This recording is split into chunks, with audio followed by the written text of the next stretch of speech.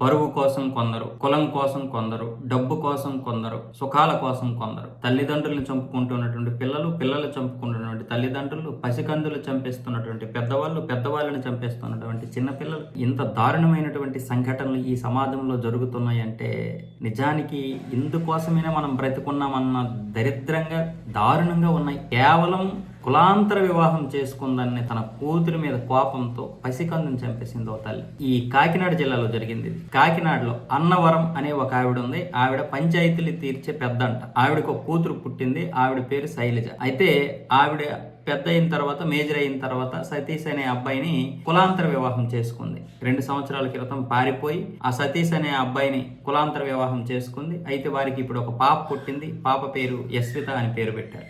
5 నెలలు ఆ పాపకి. అయితే పురుటి కోసం కూతురింటికి వచ్చింది. పురుటి కోసం కూతురింటికి వచ్చిన తర్వాత ఆ కూతురు పుట్టింది. ఆ పాప పేరు యశ్విత అని పేరు పెట్టారు. అంతా బాగానే ఉంది. అందరినీ పిలిచి బారసాల అన్ని చేశారు.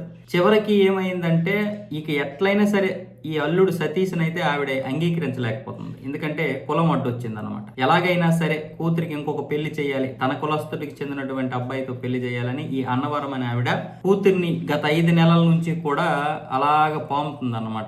ఏదైనా సరే నువ్వు వాడిని, సతీష్ అనే వాడిని వదిలేసి నీకు మంచి సంబంధం చూస్తాను, మన కులంలో అబ్బాయిని చూస్తానని మొత్తానికి కూతురు మనసునైతే బ్రెయిన్ వాష్ చేసి మార్చింది. అలాగే అనుకున్నట్లుగానే ఇప్పుడు మరి కూతురు పుట్టింది కాబట్టి ఈ పిల్ల అడ్డు వస్తుంది కాబట్టి ఈ పిల్లను కూడా చంపేయాలనుకున్నారు. ఆ తల్లి అమ్మమ్మ కలిసి ఆ 5 నెలల పసికందుని చంపేసి ఒక నూతిలో పడేశారు. నూతిలో పడేసి క్షుద్ర పూజ వల్లే తన మనవరాలు చనిపోయిందని నమ్మించడానికి పసుపు, నిమ్మకాయలు అక్కడ చల్లేసి మా మనవరాలు కనిపించలేదని అమ్మమ్మ, నా కూతురు కనిపించలేదని తల్లి ఇద్దరు కూడా తర్వాత రోజు గగ్గోలు పెట్టారు. అయితే ఈ సతీష్ అనే వ్యక్తి, తండ్రి ఉన్నాడు కదా, సతీష్ అనే వ్యక్తి పోలీసులకి కంప్లైంట్ చేశాడు, నా కూతుర్ని ఎవరో చంపేసి నూతిలో పడేశారు అని. ఎందుకంటే తన అత్త, తన భార్య ఏం చెప్పారంటే మనవరాలు కనిపించట్లేదు, యశస్విత కనిపించట్లేదు, ఎక్కడుందో తెలియదు, పక్కనే చూస్తే నూతిలో కనిపించింది అంటూ ఆ సతీష్కి ఫోన్ చేసి చెప్తే సతీష్ పోలీసులకి ఇన్ఫర్మేషన్ చేశాడు. పోలీసులు వచ్చి చూసిన తర్వాత, మొత్తం ఎంక్వైరీ చేసిన తర్వాత అమ్మమ్మని, ఆ తల్లిని గట్టిగా గదమాయిస్తే అసలు విషయం అయితే బయట పెట్టారు. ఎందుకంటే ఇది కులాంతర వివాహం అని వాళ్ళకి తెలియడం,